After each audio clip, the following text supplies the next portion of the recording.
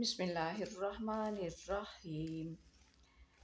इल्म हासिल करना कितनी बड़ी फजीलत है, और जो इल्म दूसरों तक पहुंचाता है उसकी उससे भी ज़्यादा फजीलत है।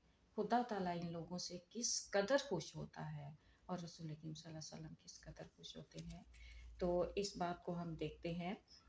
तिरमिज़ी में रिवायत है, हज़रत अबू अमामा रज़ियल्लाहु ताला अन्हु कहते हैं कि रसूल करीम सल्लल्लाहु अलैहि वसल्लम के सामने दो आदमियों, एक आबद और एक आलम का जिक्र किया गया। आबद कहते हैं जो इबादत करता है, इबादत गुजार बंदा, और आलिम उसको कहते हैं जिसके पास इल्म होता है।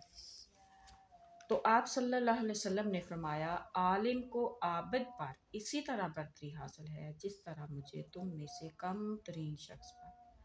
देखिए कहाँ रसूल करीम सल्लल्लाहु अलैहि वसल्लम, कहाँ हम गुनाहगार लोग। तो रसूल करीम क्या फरमा रहे हैं कि एक आलिम को इतनी बरतरी है दूसरे लोगों पर जिस तरह मुझे अपनी उम्मत में सबसे कम तरीन अमल करने वाले शख्स पर बरतरी है।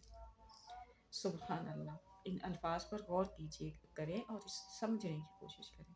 फिर मज़ीद फरमाया, अल्लाह ताला इसके फरिश्ते, देखिए यहाँ अल्लाह ताला का भी नाम है, अल्लाह ताला इसके फरिश्ते और आसमानों ज़मीन की तमाम मखलूक़ात, यहाँ तक कि चींटियाँ बिलों में और मछलियाँ समंदर के अंदर लोगों को इल्म सिखाने वालों के लिए रहमत की दुआ करती रहती है।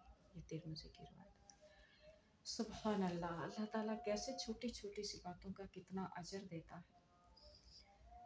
अल्लाह ताला हम सबको इल्म सीखने और सिखाने वालों में बनाए। और इल्म का लफ्ज़ बहुत वसी है, इसमें सारे वो उलूम शामिल हैं जो लोगों को फ़ायदा दे सकते हैं। जब बात आती है दर्जे की, तो सबसे पहले दर्जे का इल्म कुरान करीम का। हमें अल्लाह ताला उसको समझने और उस पर अमल करने की तौफीक दे। आमीन सुम्मा आमीन। अस्सलाम।